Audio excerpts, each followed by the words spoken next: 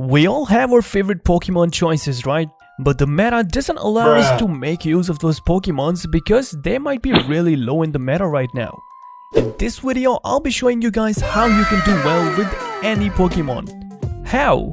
By giving you an understanding of the specific role that Pokemon is supposed to play during a game. By understanding your role in Pokemon Unite, I can't guarantee that you're gonna absolutely destroy with your favorite Pokemon, but one thing's for sure, you will not do as bad as their position in the meta and you'll have fun. I'm not gonna discuss the meta in this video, so if you're looking for a tier list, I highly recommend you to check out Spraggle's tier list video. The link will be in the description. Before we begin, let's take a look at the key points that we're gonna be discussing about each role.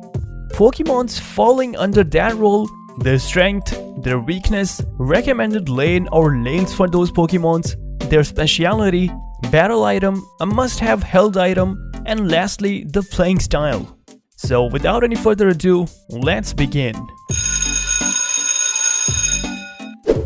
The first role that we're gonna be discussing is the AD carry. An AD carry stands for attack damage carry. These Pokemons are relatively weaker in first half of the game than the second half of the game. Pokemons falling under that role are Cinderace, Duraludon, Dragapult, Decidueye, Greninja, and soon to be released Inteleon. The strength of AD carries is their auto attacks and high critical hit rates, so you wanna build your AD carries around these. The weakness of AD carries is that they're very squishy and can be taken out easily, and they do not do well against Pokemons with crowd control. The speciality of the AD carries is their range.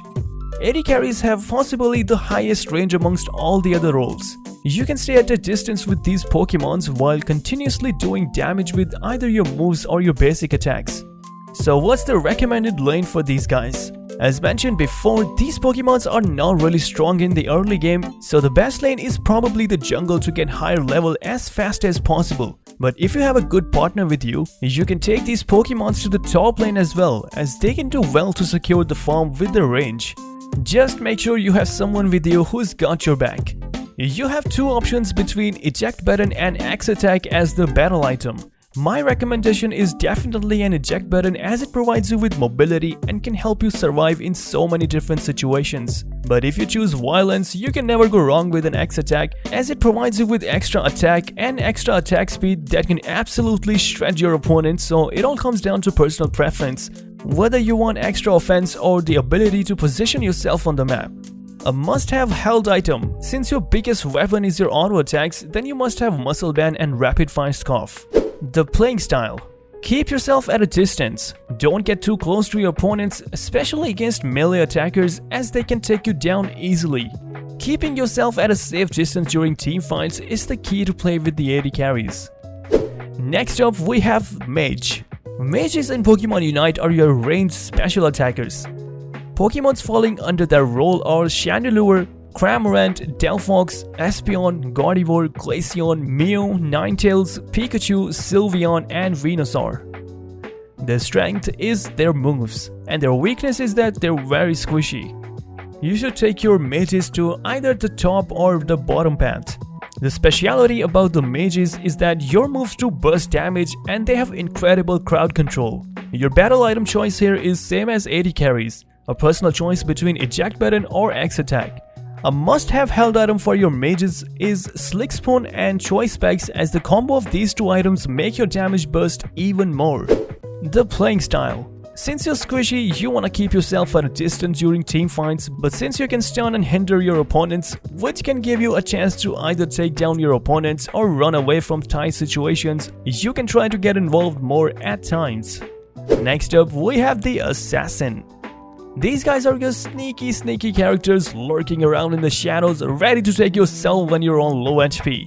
Pokemons falling under their role are Greninja with Smokescreen, Zoroark with Illusion, Dragapult with Phantom Force, and the unreleased Inteleon with his Sniper ability, which allows it to go stealth mode whenever it's around the walls. The strength of Assassins is their high attack stat and high critical hit rate. Their weakness is that they're very squishy. Recommended lanes for these guys should be the jungle.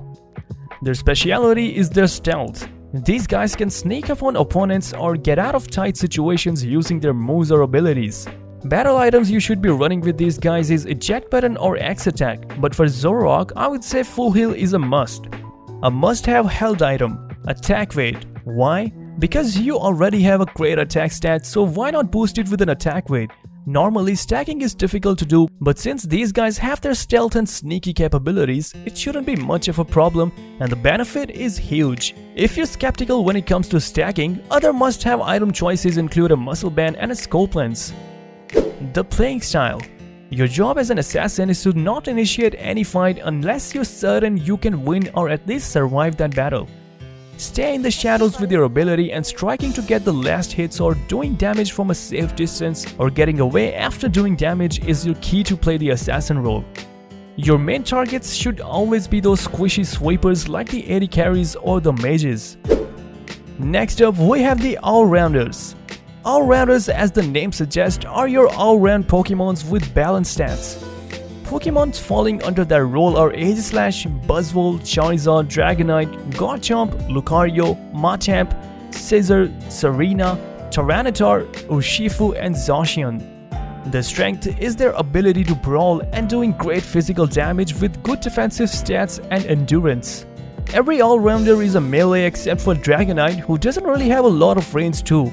So they can struggle against AD carries or mages who can deal damage to them while staying at a distance. Because all the all-rounders need to be in close range distance to deal damage with their attacks or moves.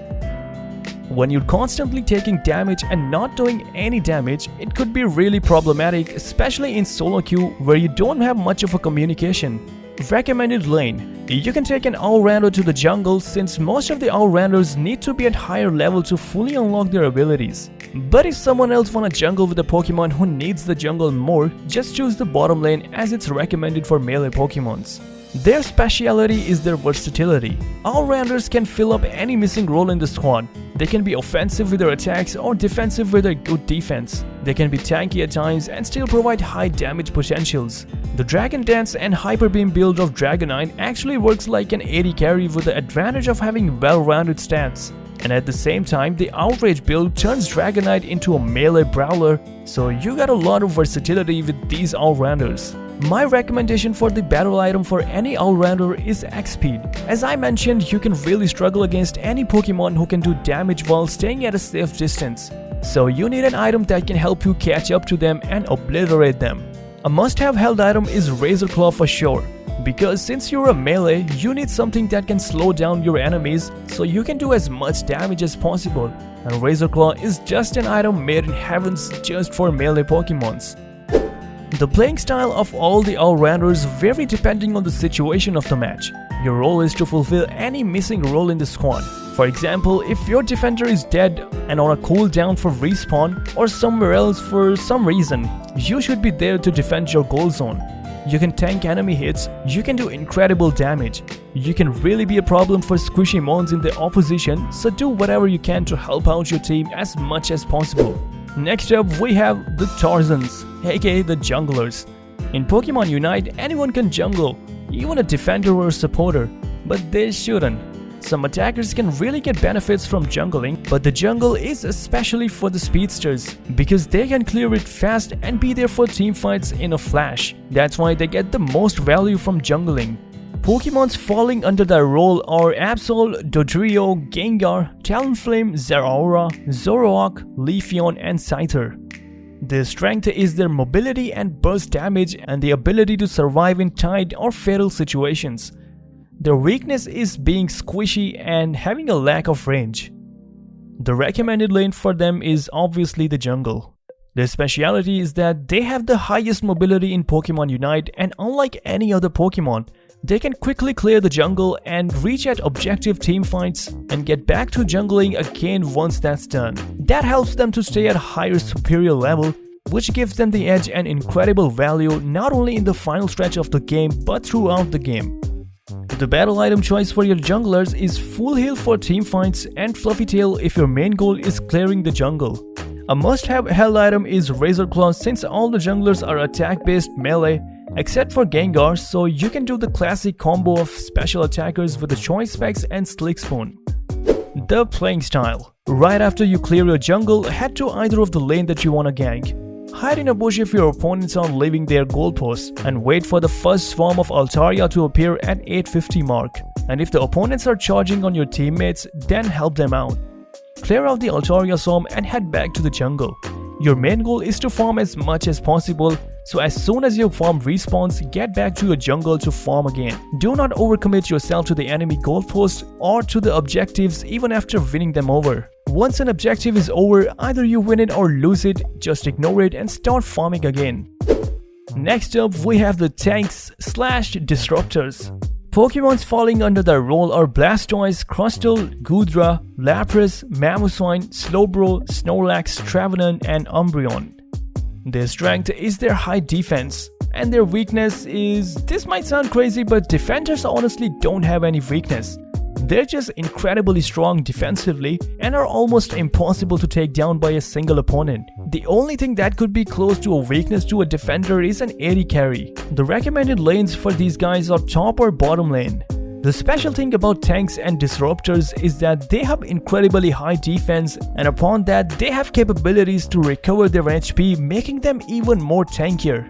And they're also a great source of crowd control, as their moves can cause stuns and hindrances towards the opponents. You can run a potion to heal even more HP and become even more tankier and harder to take down, but an X-Speed can also be a really good option because it's not guaranteed that you're always going to survive all the battles. Sometimes you have to escape as well, so an X-Speed can allow you to do so. The choice of the Hell item can vary for the defenders because we have attack-based defenders and special attack-based defenders as well. We have ranged defenders and we have melee defenders. So the item you can never go wrong with for any defender is a focus band, as it grants you more survivability plus extra defense and special defense. Your job as a tank or disruptor is to tank enemy hits and provide your team with the necessary crowd control. Next up, we have the medics, aka the supporters. The supporters, the healers, the medics, whatever you want to call them.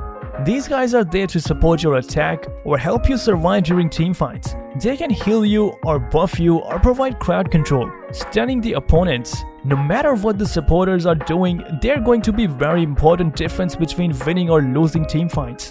Pokemons falling under their role are Blissey, Clefable, Comfey, Aldegos, Hoopa, Mr. Mime, and Wigglytuff. Their strength is their high endurance, and their weakness is that they can't do much on their own. The recommended lanes for these guys are either top or bottom lane. The speciality of supporters is that they provide the team with necessary buffs. This could be in terms of an attack stat boost or a speed boost, and they can also be medics, aka the healers who are constantly healing their allies. The battle items you should be running with these guys is either an X-Speed or eject button. A must-have held item is EXP share, because you don't have much attacking capabilities, as your attack and special attack is quite low compared to the other roles. So you're not going to get much of the farm or many knockouts during the game, so you need EXP share to help you level up throughout the match. The playing style. Your role as a supporter is to heal your team or provide them with the buffs that can help them to either survive or take down opponents. No matter what happens, just don't start farming on your own or wandering around, because as a supporter, your first and foremost priority should be staying with your allies, especially the attackers and all-rounders. And last but not least, we have the annoying invaders. Pokemons falling under their role are Greedent and Sableye. Their strength is their mobility, and Sableye also has stealth. Their weakness is that they're pretty much useless in teamfights. And by that I mean if you're using them as invaders, then they're pretty much useless in teamfights. But as you probably know, Greedent is actually a defender and Sableye is actually a supporter. So if you're using them as a defender or a supporter, they might be more useful in teamfights in those positions. But if you're invading with these Pokemons, they're actually pretty much useless in teamfights. The recommended lane for these guys is the jungle, but not your jungle, the enemy jungle. The speciality of the invaders is that they can be really annoying and distracting for opponents. They can invade their farm and catch their attentions, making the opponents rage and chase them down. This will waste a lot of enemies' time and also deprive the jungler of the farm and XP they need to be at superior level. The battle items you should be running with these two guys is an XP to be even more annoying and uncatchable. A must-have held item would be Floatstone to give you extra speed to reach the enemy farm as fast as possible. The playing style. Your job as an invader is to start off your game by running straight into the enemy jungle and try to steal enemy farm from their jungler and keep doing that throughout the game. And do show up in the team fights for the objectives, and even there your job should be to distract your opponents, so make sure they're chasing you down instead of focusing on the objective. So that was everything you needed to know and learn about the roles in Pokemon Unite. I hope this video is going to help you be a better Pokemon Unite player, and if it does, please show your appreciation by liking this video and commenting down your opinions down in the comment section. This took a lot of time and effort to make, so I would really appreciate your support if you could subscribe to my channel and hit the bell icon. I'll be back with more informative content about Pokemon Unite for you guys.